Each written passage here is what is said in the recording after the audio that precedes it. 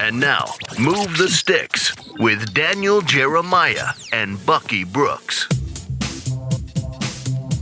Hey everybody, what's going on? Welcome to Move the Sticks. DJ Bucky here as we march towards the NFL Scouting Combine. Buck, I think I've got 11 days until I need to have all these guys finished up, man. And I'm feeling the crunch. I'm not going to lie. Feeling the crunch a little bit over here, cranking out these dudes. Yeah, I think we get like this. Obviously, whenever you're dealing with deadlines and the volume of players that you're responsible for watching and having to know, like it kind of gets tough when you get to the end. I think the best way, and we've talked about it, hey, man, right now you're just trying to get them in the right neighborhood. You don't necessarily need to get them in the house. You just got to get them in the right neighborhood. If you can have a general area for where they kind of fit, where they kind of fall on the board, that would be ideal. And then as we get closer to the draft, that's when you begin to slot them into where you feel like where they're really going to go. I'm glad that you said that because I want to give everybody listening a little idea of what that looks like, because that is exactly what you do. I'm going to just take one position, and we'll go through it today, Buck, just the running back position to kind of explain what we're talking about, right neighborhood. We'll eventually get them on the right street in the right house. But I look at it as like pods of players. Like I'm trying to put these guys in particular pods, and then I'm going to go through the combine, and I'm going to see, official heights, weights, speeds. Some of these, these juniors, we don't know how big they are. None of these guys we have 40s on. So to get that, and then also to see these guys work out, and then going in there with that mindset where you can say, okay, look, I'm not trying to compare running back 1 to running back 20. I've got a group of 3 guys at the top in my top group. I want to compare those 3 guys, and I want to leave here, go back, watch some more tape, and be able to solidify the order of those 3. And there's different pods throughout the draft period, and I think that if you can get that set up before you go to the combine, man, it makes life a lot easier. Yeah, it does make life a lot easier because and we've talked about it. We talked about it on the last episode of the pod about being able to put your pen down. You don't want to have these dramatic grade swings or be influenced by what you see with guys running around in T-shirts and shorts. You really want to grade them on what kind of football players they are. Most of the mistakes I believe that we make in the scouting industry happen when we kind of overvalue what we're about to experience in the combine and pro day workouts. Ultimately, football is a game played in pads, played in between the lines. You want to grade them on what they show during that part of the year. This other stuff is gravy. It's to assess the athleticism and those things, but we can't get carried away by someone's athletic potential when it doesn't match up to their performance on the field. Yeah, beautiful. There's a couple of things I want to hit on in this episode too. We're going to talk about with a potential new CBA and some potential changes to the discipline setup, Buck. It's having impact on scouting as your scouting players going through this cycle. We'll explain what that is in just a minute. Also, we're going to have a bigger discussion on kind of the grading scale. Lance, I talked with Lance a bunch in the summer and in the fall, and he kind of wanted to put a new grading scale together that reflected what some of the teams do in the NFL. So I kind of shared what we use, the teams I was with, and he's put together a very, very close proximity to what we had in Baltimore, which is now it came from New England, so it's right now, Buck. That scale is in New England. It's in Tennessee. It's in Baltimore. It's in Philadelphia. It's with the Jets. It's Atlanta. A lot of people have come from that tree, the Belichick tree, where that started. And so Lance has created this grading scale. It's very similar to those, and we'll discuss what that grading scale looks like, Buck, and how it helps to speak the same language in that regard. Yeah, I think the most important part, a lot of times when we're chatting or we're having casual conversations and people bring up round value, well, I think it's important to understand that the grade that you give when it speaks to a round, it really speaks to the expectation of the player. And so if you can get the grade to match the verbiage, then you're more likely to get the player right in terms of how you're presenting him to management. So it's really important to understand the grading scale and also understand the language that comes with it. No doubt. And that is it's something that, we talk about when you're with teams. We would even use it to reference. We could reference the lunch. Like, yeah, that was a 6.3 lunch today. Nah, it was a 59 lunch. It wasn't that good. Like, we would put grades on everything. So it's just kind of speaking that same language, how that can help. And I also want to talk about, on today's show, Buck, this new trend. I think we're going to see a new wave. It's a new thought process, and it involves coaching, and it's also going to carry over to scouting. And I think it's a fascinating discussion. Looking forward to having with you. But I want to start first. You mentioned at the top there, Buck, about getting these guys in the right neighborhood.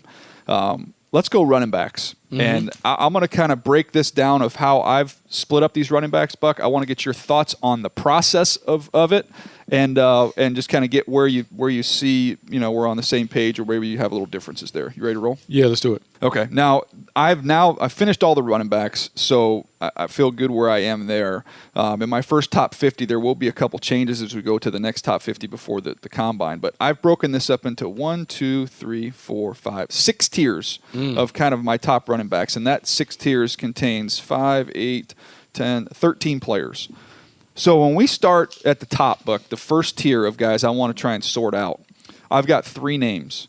It's Deandre Swift from Georgia. This is one that's moved up a little bit. It was my 4th, and now he's up here in this top tier. Clyde Edwards-Helaire from LSU, who I think's built kind of for the way a game is played right now, and J.K. Dobbins. So that, to me, is my top tier of running backs. And now I went back and watched what these guys did in the passing game. It was kind of interesting, and I did it for all these players.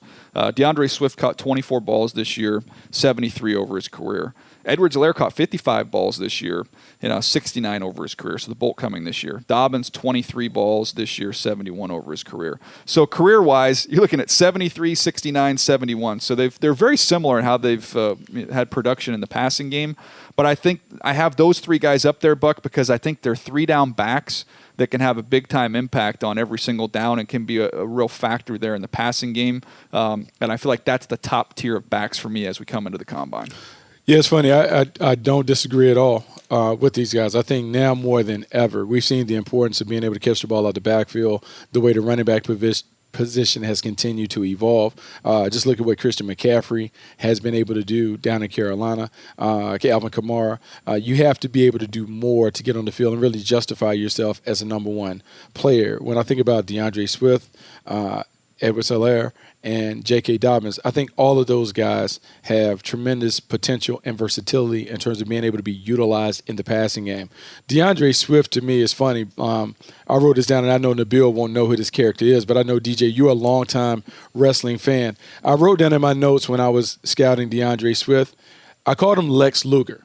And anyone who remembers WCW, Lex Luger, not only that, but he was the total package. When I look at Deandre Swift, he is really the total package at the thing. And so being able to run it, catch it out the backfield, I think he's tough enough to be able to block if you need to keep him in. But the running backs in that tier 1 category, they have to be able to do all of those things. So I love him. I love the LSU kid. I think he is tremendous. The fact that he had 50 receptions just speaks to how you can utilize him in the passing game.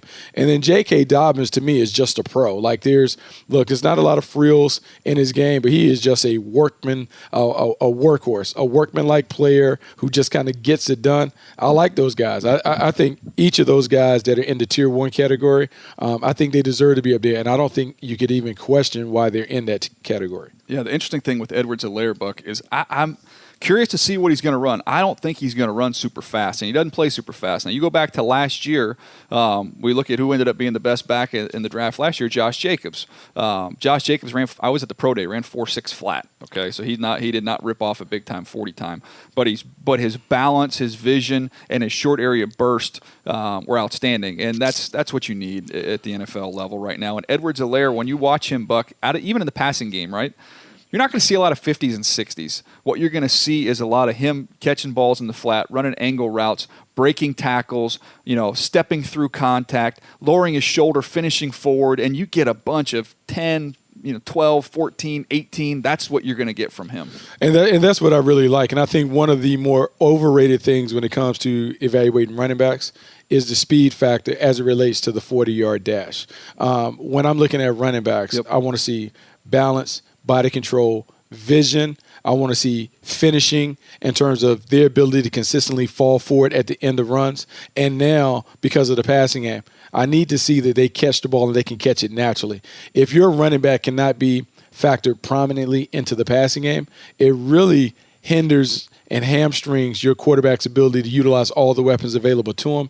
We're now reaching a point where if you're playing running back and you can't catch the ball, I don't really know what to do with you because it's hard to play with guys that can't be integral in the passing game. No doubt. That's the first tier that I have right now coming to the combine. The second tier is 2 guys And I put these two guys together because I want to come out of the combine and I want to go back, watch a little more tape, and I want to sort these two guys out, Buck. I've got Jonathan Taylor from Wisconsin, and I've got Cam Akers from Florida State. Oof. Those are the two guys. That is my Tier 2 group, and I really like both these players. And I think Cam Akers is somebody, I don't know, because Florida State wasn't any good, that you haven't heard as much talk about him. You know about him going back to high school, Buck, and how talented of a dude he is. But I think he's got a chance not only to end up at the top of Tier 2, I think he's really knocking on the door with that Tier 1 group. But those two guys, I want to come out of this process, Buck, and I want to sort out Jonathan Taylor and Cam Akers. Going to the catches, Taylor 26 this year, 42 for his career. Akers had 30 catches this year, 69 for his career. So pretty similar. I just think it's interesting to look at the passing game with these guys and see if there's any drastic differences, and really not much difference there with those two. No, not much difference with those two. And I would say of the two, I have tremendous amount of respect for what Jonathan Taylor has been able to accomplish at Wisconsin. He is productive. He's put up big numbers. He's a workhorse, steady and consistent throughout his time. We've seen Wisconsin running backs have success in the league just because they get it. You worry about sometimes the mileage that they kind of accumulate while they're running, but you can't really knock them. There are a ton of Wisconsin running backs in the league that are having success. Cam Akers, to me, is a little different. Cam Akers, to me, by the end of the process, I believe he'll be on that line to creep up into Tier 1. And the reason why I'm so big on Cam Akers is if you go all the way back and you look at high school, this guy was a quarterback in high school, meaning he played wildcat, single wing type quarterback. He has a level of athleticism and versatility that may not have been fully tapped into during his time in Tallahassee. And you talked about his ability to catch the ball out the backfield. I think when you see him physically and you see how he's built from what I call knee to shoulders, he's built like a high-level running back. Broad shoulders, thick thighs, runs through contact. I don't know what happened at Florida State. I would say that their offensive line wasn't good, but I think he is a player that I expect to be a much better pro than college player because he's going to get better opportunities to really showcase his wide array of skills at the next level. Yeah, to me, if you look at kind of who has the chance to the most upward mobility of the group we've talked about 5 running backs, who has a chance to kind of move the most? It's Akers. I mean, he's got a chance to really find himself in the mix with these top guys.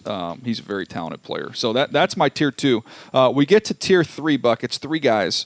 I've got Zach Moss from Utah, and these guys are similar players. Keyshawn Vaughn from Vanderbilt. And then I've got DJ Dallas from Miami, who's a really fun player to watch. Now, all 3 of these guys, none of them are going to break the stopwatch. Just physical, tough, instinctive, real, just natural inside runners. And that's why I have them clumped together. Now, when you look at the passing game, how about this? I've said Moss and Vaughn, we've talked about it before, are 2 guys I have rolling right next to each other. There's a lot of similarities. So this year, Moss caught 28 balls. He's caught 66 balls in his career. Keyshawn Vaughn this year, Buck, caught 28 balls. He's caught 66 balls in his career. Identical this year and in their career in the passing game. So to me, they're very similar players. And then DJ Dallas, he caught 14 balls this year, only 28 in his career.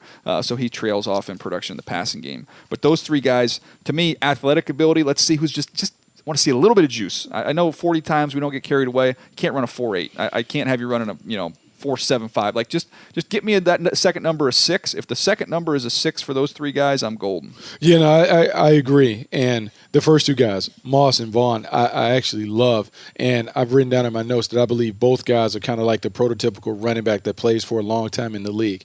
There's not a lot of sizzle to their games, but it's a lot of substance. When I look at Zach Moss, what I love about his ability to run in between the tackles, how he goes through contact, how he keeps his balance, how he finishes runs, his ability to consistently put up big production in all games, to me that matters. Vaughn, I am impressed with a guy that was probably overmatched at Vanderbilt, meaning he didn't have enough weapons around him. I know people are going to talk about the tight end and that other stuff, but up front, they had a tough time holding their own against some of those SEC defenses. But when you watched him play, he consistently found ways. And creativity is such a big part of playing running back in the National Football League, being able to run through trash, being able to make the offensive coordinator right when the defense wins. I think Keyshawn Vaughn has some of that ability. I think that could make him a starter right away, despite being a guy that doesn't necessarily grade out as a Tier 1 or maybe even a Tier 2 prospect.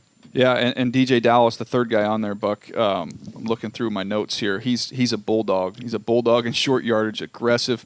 He's the best pass protector. So while we talk about what these guys do catching the ball out of the backfield, DJ Dallas is the best pass protecting back that I've seen. I've seen all these guys. So he is phenomenal in pass pro. He's got really, really good vision, breaking tackles, contact after the catch. He's just very aware, very aggressive. And again, when you want guys that can protect the quarterback, that matters. And he's really, really good at it. Let's get to the last three tiers here, Buck, and we can kind of scoot through this so we can get to some of these other topics. So I have two guys together, which I want to sort out. Darrington Evans from App State, my alma mater, who has got big-time juice, and then A.J. Dillon from Boston College. Now, these guys are totally different body types, but they're both home run hitters. They're both speed guys, and to me, watching them, what they do in the passing game, a little bit limited. Evans, 21 catches this year. Dillon, 13. Evans has 39 over his career. Dillon only has 21. So I want to watch those guys specifically, Buck, what they can do catching the ball out of the backfield, and can they be an asset in that area. Both guys can hit home runs. We know that. Yeah, different kinds of home run hitters. It's funny because Evans, to me, is more kind of like an inside-the-park home run hitter because of the speed and the burst. Dillon also has juice, but it's just a little different in terms of how they do it. I like both players. Both players have tremendous opportunities. It is tough, though, when you're a little more one-dimensional and you're more run-only as opposed to being a pass catcher out of the backfield.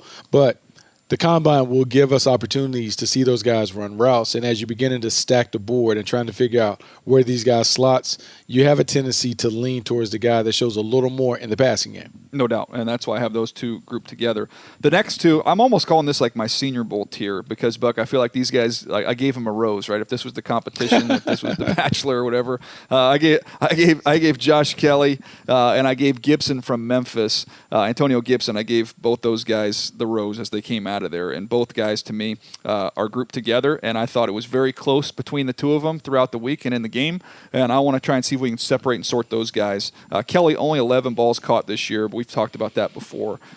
Chip Kelly wanted to give him a little bit of a blow, 38 catches in his career. Gibson, who was basically a receiver / running back, he caught 38 balls, only 44 in his career, so really was kind of a short-term player there. But you've got tremendous touchdown production from Gibson, and Kelly. We saw what he can do in the Senior Bowl game. Buck, I know he's a favorite of yours. Look, I really like both of these players, and I think the versatility matters. We talk about now.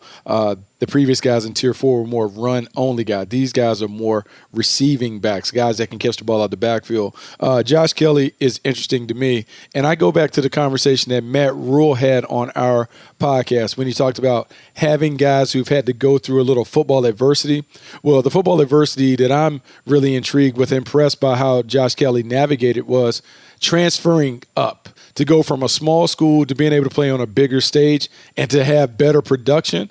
To me, that speaks volumes about how he's wired and kind of how he's constituted on the inside. He has a level of toughness and focus and competitiveness that I like. And then watching that kind of play out at the Senior Bowl, I think it's easy to fall in love with him as a player. Don't know what the round value should be, but I think when we talk about red star players, guys that have found a way to make it, Josh Kelly's going to find a way to make it in the league. No doubt. And the last tier is a one-man tier, Buck, because he might be my favorite player that I've watched through this whole process.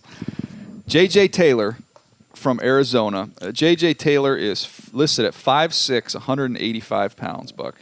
But if you watched a guy like Boston Scott in the towards the end of the year and in the postseason there with the Philadelphia Eagles and how they used him and just a dynamic little player, J.J. Taylor is a lot like that. And to me, I think he's somebody, I'd draft him. I'd take him at the right point in time. I don't know when that is, but I have him. He's on my draftable list, and he, to me, is in that, gosh, Buck, if you have extra picks, I'd take this dude in the 4th round, 4th, 5th round, and I've got a little playmaker that I can use. Screen, draws. I'd get him involved in the return game. He has some experience there. The guy's a football player, man. I don't care how little he is. Okay, DJ, now I know that we are supposed to judge guys based on what they did solely in college, but sometimes some of the high school stuff leaks in.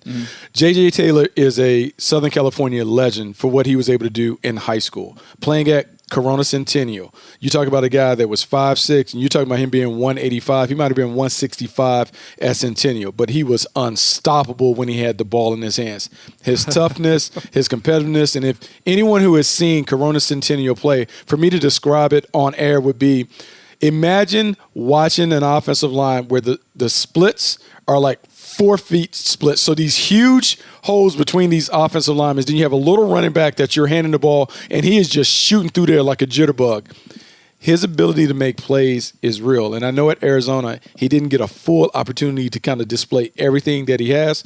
But like you said, at the end of the year, when we saw Boston Scott for the Philadelphia Eagles kind of make plays, that's when these guys begin to really factor into it. Late in the year when everyone is tired, if you can have a little juice player, a player that maybe he's been on the practice squad for the first half of the season, or he hasn't gotten many reps, but he has fresh legs. We used to call those guys salad guys, because they're all fresh and crispy.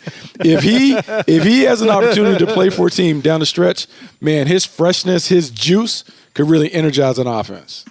I love it. Well, this is just a one example here of kind of how you try and get set up as you go to the combine. Now, obviously, there's more draftable running backs beyond that list, but those are my top tier guys. I wanted to kind of highlight those, and we'll see how it all sorts out. Buck, we have some other things we need to get to here, but we do have some breaking news. So, Phillip Rivers and the Chargers have come out with a statement that says they've mutually agreed that Rivers will enter free agency. I'm going to read you some of these quotes, Buck, and then we can kind of talk about what this means. This is from Tom Telesco, the general manager.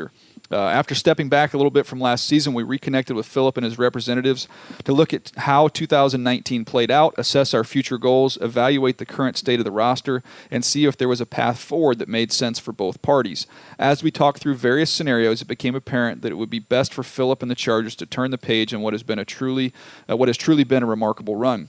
We agreed that making this decision well before free agency would allow everyone to put themselves in the best position for success in 2020. I've said before that Phillip can still compete at a top starter level, and in a perfect world, number 17 is your quarterback forever. Obviously, we live in an imperfect world where the only constant is change. I think Phillip's tremendous perspective, both when it comes to football and when it comes to life, helped lend clarity to a very complex situation. That was from Tom Telesco. Here's Rivers. I'm grateful to the Spanos family and the Chargers organization for the last 16 years. And anything you do, it's the people you do it with that make it special. There are so many relationships and memories with coaches, support staff, teammates that'll last forever. And for that, I am so thankful. I never took for granted the opportunity to lead this team out on the field for 235 games. We had a lot of great moments, beginning in San Diego and then finishing in L.A. I wish my teammates and coaches nothing but the best moving forward. I'm not sure what the future holds, but my family and I look forward to seeing what God has planned for us next. So there you go, Buck. Your thoughts on the Chargers and Phillip Rivers going in opposite directions now? Well, a couple of different things. One, tremendous amount of respect for what Phillip Rivers has accomplished. He talked about the 235 games. Ultimately, when you draft a quarterback at the top of the board, you hope that he can be a guy that is dependable and reliable and is able to show up each and every week. By definition, that is what the expectation and standard of a franchise quarterback is. Each and every week, I know my quarterback is going to be in there. I think when you look at his career, look, there have been tremendous highs, and I think Phillip Rivers has played at a high level. If he had Super Bowl rings and those things, I think he's a shoo-in to get to the Hall of Fame. He doesn't necessarily have that. I think the biggest thing with Phillip Rivers, where we are now, Phillip Rivers has struggled with turnovers the last couple of years. He's always been a gunslinger and those things, but sometimes when you get older, your mind thinks that you can do things that your body physically can't do. So your mind writes checks that your body can't cash. Can Phillip Rivers have an honest self-assessment and see where he is?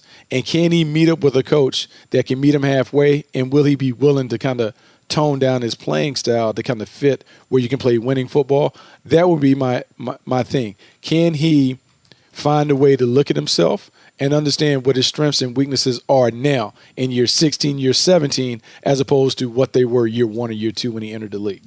Yeah, I think when you look at it, last year was really where the turnovers, kind of exploded. And it's tough. You can't win football games when you're turning the ball over that much is what happened there. But when you look at what he did previously, I'm pulling up the number right now, Buck. He had the previous 2 years. He had 32 touchdowns, 12 picks, 28 touchdowns, 10 picks.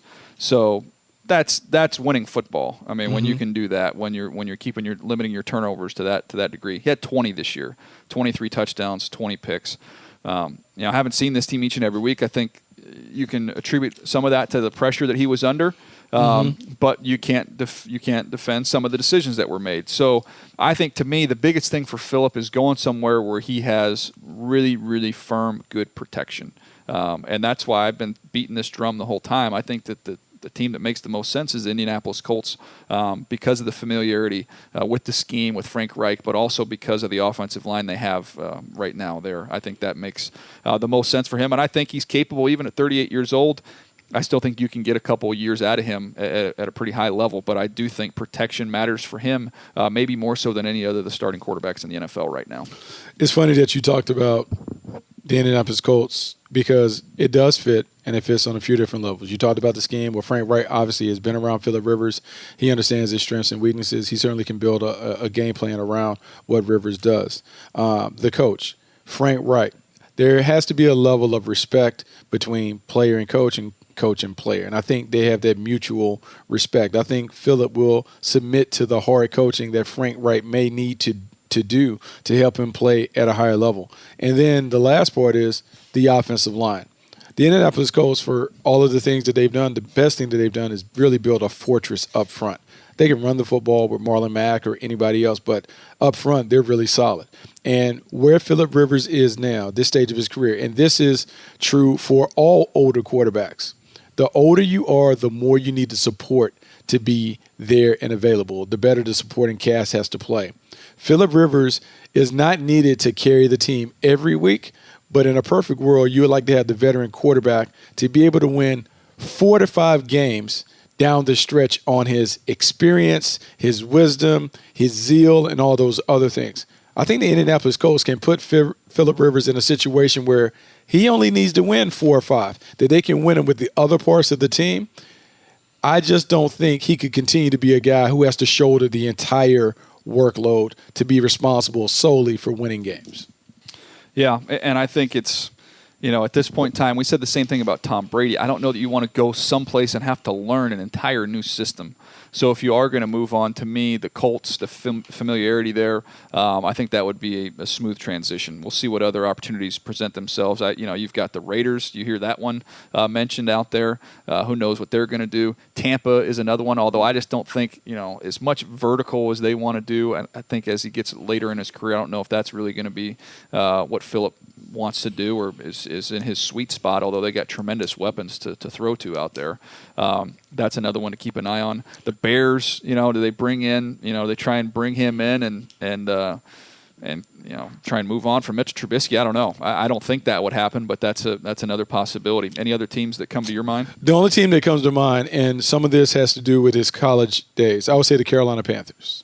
And the only reason why I would say the Carolina Panthers. Yeah, that is actually a good one. The Carolina Panthers, he played at NC State. If they move on from Cam, and just depending on how the Carolina Panthers attempt to kind of rebuild their team, if they rebuild it, one, they have a running back behind him in Christian McCaffrey where they can run the football. They can pound the football and do some of those things. And I know Joe Brady is running this offense, and they're doing a lot of the things that the New Orleans Saints have done with Drew Brees. Well, I think if Joe Brady is smart and he pops in some of that tape of Drew Brees of late, they've also had to kind of tone down their offense to accommodate a quarterback who may not have the same arm talent that he once possessed. And so for Rivers, could Rivers play in a scheme like that? I do believe that there's some kind of crossover that would work, but I think the Carolina Panthers would be a good situation because he does have a natural tie-in to the fan base. And I think for maybe a 2-year period, maybe he could offer them. It's just a matter of, does he want to play for a team that may not look like they're ready to compete at a high level on paper? All right. Can I give you one other connection there? So Phillip Rivers went to NC State, right? His strength and conditioning coach at that time was a guy named Pat Meyer. Pat Meyer would then leave strength and conditioning, would go into coaching, become an offensive line coach. Pat Meyer has spent the last 12 years as the offensive line coach and run game coordinator with the Los Angeles Chargers. Pat Meyer just left the Los Angeles Chargers and is the offensive line coach of the Carolina Panthers. So you have a very, very close connection there.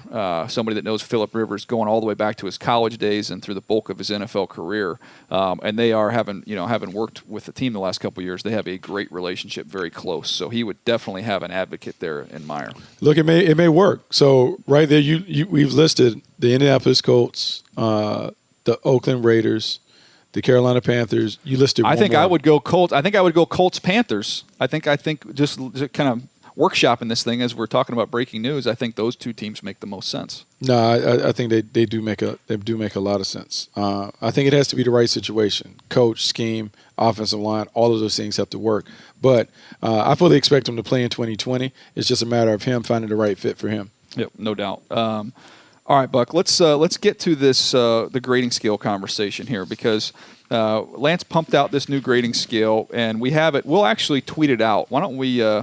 Yeah, we'll tweet it out. We'll tweet it. I'll tweet it out. You'll tweet it out. Move the sticks at Bucky Brooks. You'll find it. We'll tweet it out. But we want you guys to be able to start speaking the same language with us as we're talking about players, and we might drop grades on some of these guys. And so you just really, if you just kind of print this grading scale out, you'll know exactly what we're talking about, and kind of feel like you're part of the scouting staff here that we've kind of assembled. It's almost like we're the 33rd scouting department here, Buck. But the importance of the grading scale in general, Buck, and just how it's different from team to team. You know, the importance of the grading scale is what you want to do when you create a grading scale is you want all your scouts and coaches and everyone involved with evaluating players to speak the same language. And so there's a lot made of, like, in the Twitterverse about, hey, I had a first-round grade on this guy, or I thought he was a fourth-round grade, or whatever. And I just want everyone, and DJ and I have talked about this, we want everyone to understand that there's a correlation between what round value you assign to a prospect with how you expect him to play very, very early in his career. And it's very important that you kind of understand that, and that the grades are not really made based on where guys are going to get picked on draft day for other teams or whatever, but really how you envision a player coming and playing on your team and how he fits. And so that's why grades are like snowflakes, especially as it goes from team to team. Mm-hmm. There are no two grades that are ever alike. Like, you just have different grading skills, different visions. Some teams want to evaluate players for their team. Others grade them for the league. And so when we look at this grading scale that has been created, where 8-0 is the top of the board, 8-0 is number one pick, means he's the perfect prospect. So you're talking about gold jacket worthy, a guy with few flaws. Yep. 8-0 should never really be thrown out there. I've never thrown out an 8-0. I never had the luxury of being able. I did one. I'll never do it again. Who did you put an 8-0 Reggie on? Bush. That was my 1-8-0. That was it. I mean, I went Reggie high. Bush. I took a big bite out of that apple. I didn't go that high, but I went high. On this grading scale, we talked about a perennial all-pro talent, and a lot of people will push back. Well, what does that mean, a perennial all-pro talent? Where when you see a guy, he dominates to the point where you can just envision him stepping right into the league and in year one, dominating the game in such a manner that he not only collects like an offensive or defensive rookie of the year award, but he is a Pro Bowler or an all-pro player that everyone sees him as one of the top 2 or 3 at his position immediately. That's the kind of stuff. I think a guy that would qualify for this now based on how he played for sure and the way he was drafted, Nick Bosa. Nick Bosa was drafted high at number 2, played like he was the second overall pick. That would be the perfect example of, if I'm going to throw a grade on a guy, I want him to look like that and play like that at the end of his rookie season. No doubt. And kind of when you go through the whole scale, and again, we'll tweet it out, you guys can look at it, but really it's talking about, you know, what you see in him as a player. That's where I would focus on. Now, when you look to the left column, you'll see there we kind of just put the rounds in there of traditionally where these players will fall in the draft. But, you know, there's some teams that grade off rounds. I think that the better way to look at it is, okay, what is he? Is he, you know, from the different categories, from, you know, perennial all-pro to a, you know, Pro Bowl type player to a quality starter. We have the boomer bust grade, which is the 6.5, which I'll get to that in just a second. Then you've got, you know, potential future starters, and you go all the way down to backups, role players. So to me, you kind of put them in those buckets, and then that kind of correlates with what round those guys traditionally go in. Yeah, I'm all about it. Like I think you just have to kind of understand, and it takes a while for guys to kind of slot it, to kind of understand how it fits in terms of making the grade and the words and the way you write it up kind of match up. And then when you work for a team, there are other factors that kind of help you compute the grade to get you to the point where it kind of lands you at a certain area based on critical factors, based on position specifics and character and some of the other things. But if you can take this grading scale, and as you're beginning to evaluate players in this process and looking at how you see them playing, how you see them as either Pro Bowl talents or day one starters from the time they walk off the plane, that is how you begin to kind of affix grades to that, and will give you a more realistic view on how we stack it. And just so everyone understands, and I learned this from Ron Wolf would say that in most drafts, in most draft classes, in the first round, there are about 20 to 24 prospects that are really first-round picks. And so you should be very, very stringent upon what you really throw a first-round grade on. Like, those guys need to really be worthy of being first-round picks.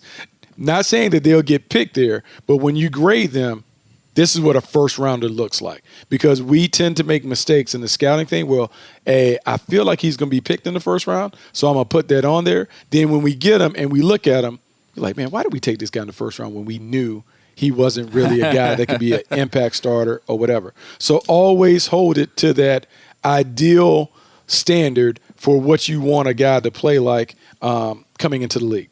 No doubt. And we're going to continue to talk about this grading scale as we go through the spring and march towards the draft. There's one other conversation I want to have here, Buck. I know Philip Rivers in that chat took up some of our time here. But one of our mutual friends, Jeremiah Washburn, who started out in scouting with me with the Baltimore Ravens, then went into coaching, was an offensive line coach in the NFL for a decade plus with the Lions, the Bears, the Dolphins, and then has now been with the Philadelphia Eagles last year and then this year. Just announced he's going to be the director of player personnel as well as is going to help coach on the defensive line. So he's going to be like a senior defensive assistant, or I don't know exactly what the title is.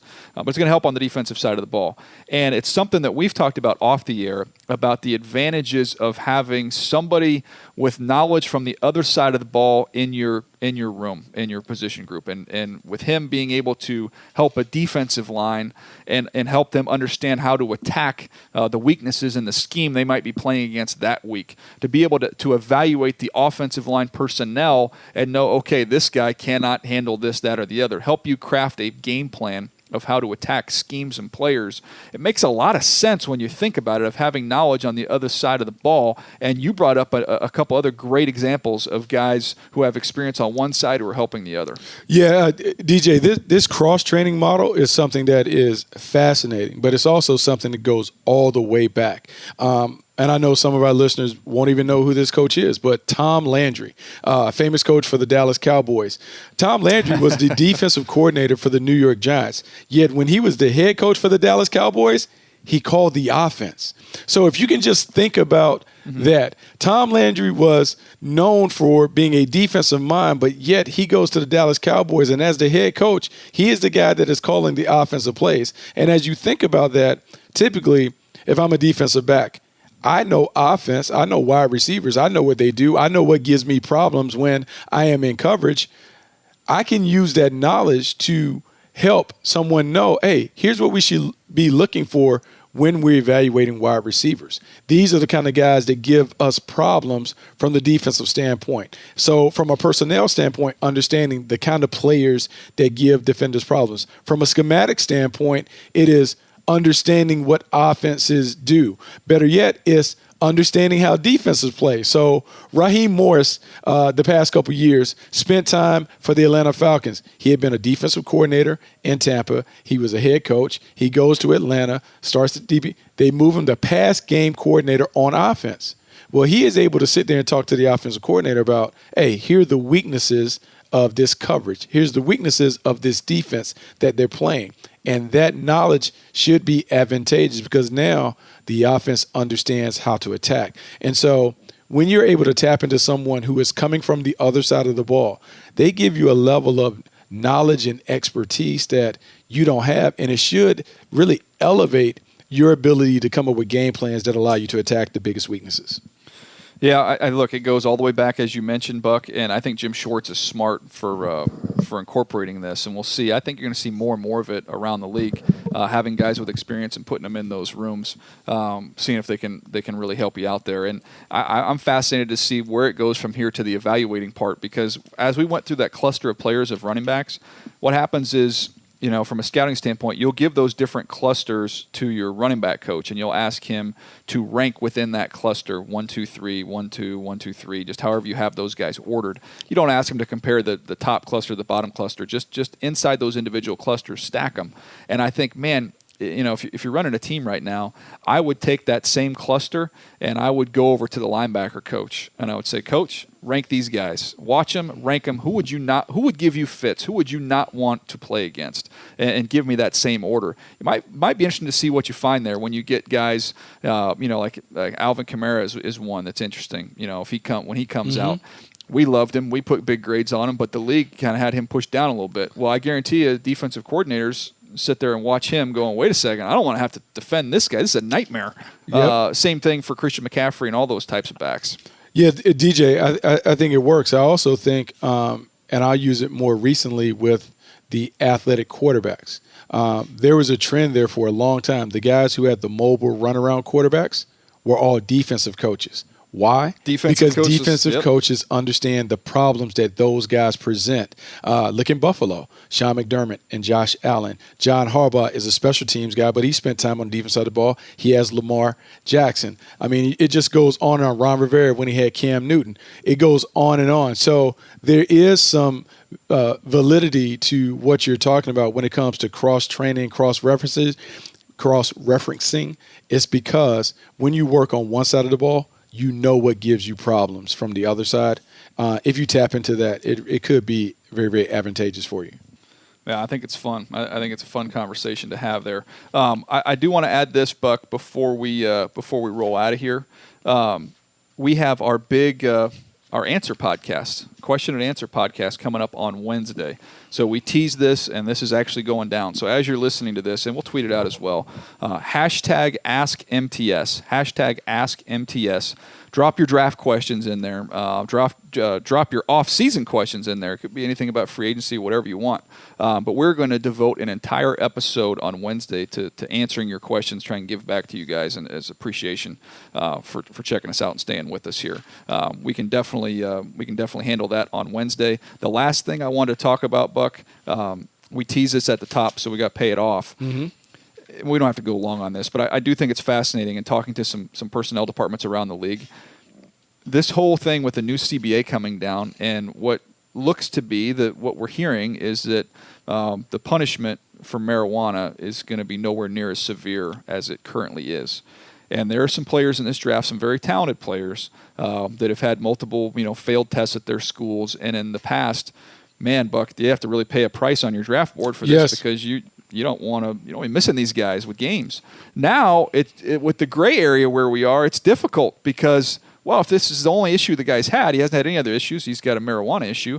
Well, if that's no longer going to be punitive from the league standpoint, then why are we moving this guy down our draft board? He's really, really talented. It is very tricky to navigate right now for personnel departments. It is tricky, DJ, and I remember in scouting biz, so I was there from 2000, 2007 at the end of my term with the Carolina Panthers. Like, we would put like little marijuana leaves on the sticker on a player's card if he had failed the test or two, and it was a very, very negative connotation to guys who failed tests.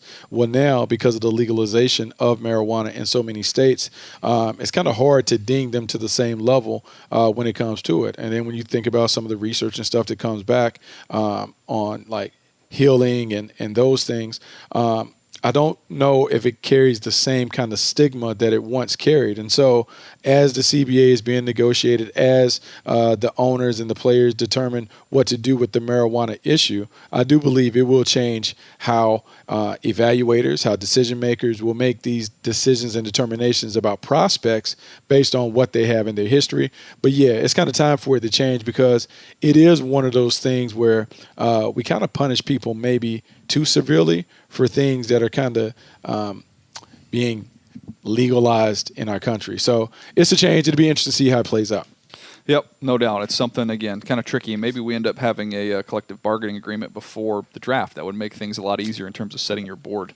Anything else you want to throw in there, Buck, before we wrap this bad boy up? No, but I do want to mention this one thing. In talking about this stuff where we talked about like the coaching and cross-training, one thing that comes to mind when you talk about Jeremiah going down and coaching, coming from his evaluator seat, This is something that the New England Patriots had done for a long time.